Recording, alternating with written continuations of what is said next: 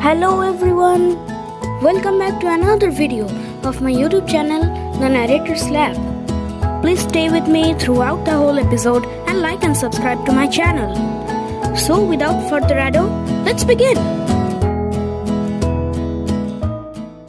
Today I am going to recite the third chapter of the book Black Beauty, written by Sewell. I was now beginning to grow handsome. My coat had grown fine and soft and was glossy black. I had one white foot and a pretty white star on my forehead. People thought me very handsome. My master would not sell me till I was 4 years old.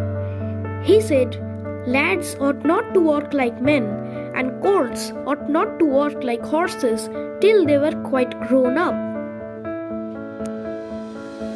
When I was 4 years old, Squire Gordon came to look at me. He examined my eyes and my mouth and felt my legs all down. Then I had to walk, trot and gallop before him. He seemed to like me and said, when he has been well broken in, he will do very well. My master promised to break me in himself, as he would not like me to be frightened or hurt. And he lost no time about it, for the next day the breaking in began. Everyone may not know what breaking in is, so I will describe it. To break in a horse is to teach it to wear a saddle and bridle, and to carry on its back a man, woman, or child, to go just the way the rider wishes, and to do so quietly. Besides this, the horse had to learn to wear a collar, a crupper and a breeching, and he must learn to stand still whilst these are put on. Then he must be taught to have a cart or a chaise fixed behind him, so that he cannot walk or trot without dragging it after him, and he must learn to go quickly or slowly just as his driver wishes. He must never start at what he sees, speak to other horses, bite, kick, or have any will of his own, but must always do his master's will, even though he may be very tired or hungry. But the worst of all is that when his harness is once on, he may neither jump for joy nor lie down for weariness. So you see, this breaking in is a great thing. Of course, I had long been used to a halter and headstall, and to be led about the fields and lanes quietly. But now I was to have a bit and a bridle. My master gave me some oats as usual, and after a good deal of coaxing, he got the bit into my mouth and fixed the bridle. What a nasty thing the bit was! Those who have never had one in their mouth cannot think how bad it feels.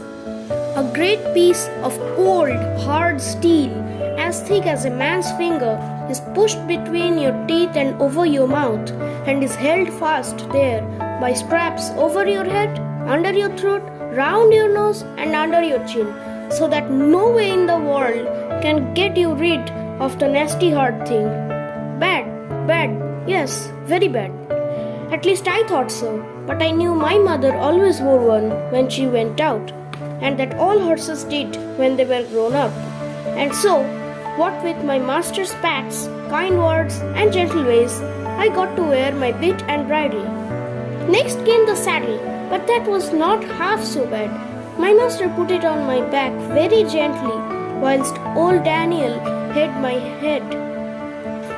Then, patting and talking to me all the time, he made the girths fast under my body.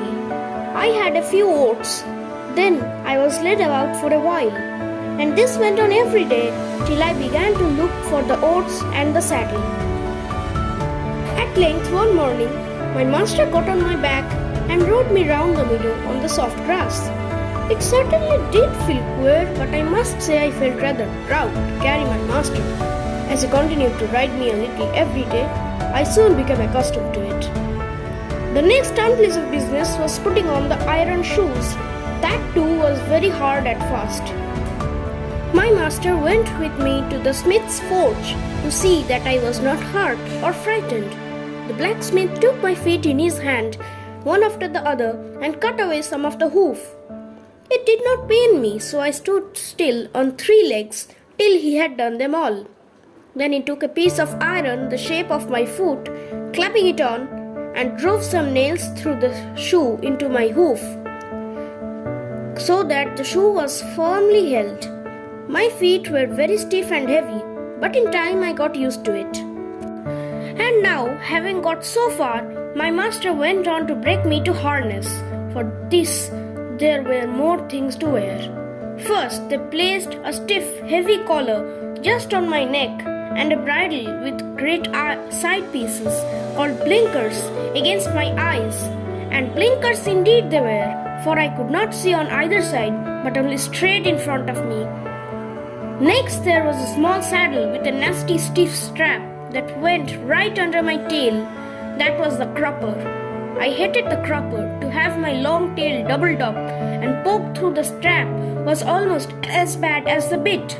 I never felt more like kicking, but of course I could not kick such a good master, and so in time I got used to everything and could do my work as well as my mother. I must not forget to mention one part of my training which I have always considered a very great advantage. My master sent me for a fortnight to a neighboring farmer who had a meadow which was skirted on one side by the railway. Here were some sheep and cows, and I was turned in amongst them. I shall never forget the first train that ran by. I was feeding quietly near the pales which separated the meadow from the railway, when I heard a strange sound at a distance, and before I knew whence it came, with a rush and a clatter and a puffing out of smoke, a long black train of something flew by and was gone almost before I could draw my breath. I turned and galloped to the farther side of the meadow as fast as I could go, and there I stood snorting with astonishment and fear. In the course of the day, many other trains went by, some more slowly. These drew up at the station close by, and sometimes made an awful shriek and groan before they stopped. I thought it very dreadful, but the cows went on eating very quietly and hardly raised their heads as the black frightful thing came puffing and grinding past. For the first few days I could not feed at peace, but as I found that this terrible creature never came into the field, nor did me any harm, I began to disregard it, and very soon I cared as little about the passing of a train as the cows and sheep did.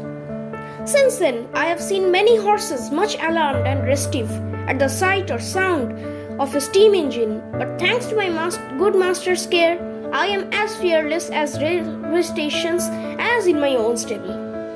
Now, if anyone wants to break in a young horse well, that is the way to do it. My master often drove me in double harness with my mother because she was very steady and could teach me how to go better than a strange horse.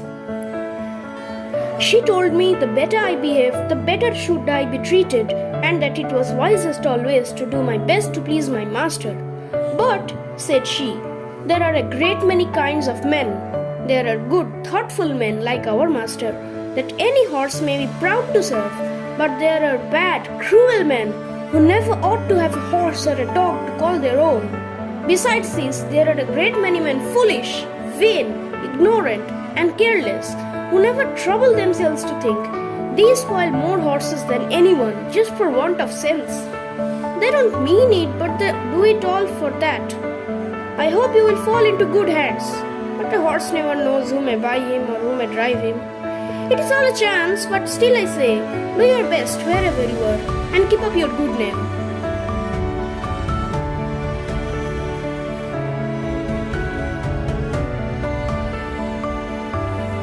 So everyone, that's it for today.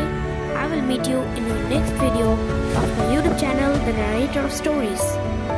If you like this video, please don't forget to hit the like button, and if you want to hear more stories like this, you can subscribe to my channel and press the bell button next to it so that whenever I upload a video, you get a notification. Okay, so meet you in my next video. Till then, goodbye.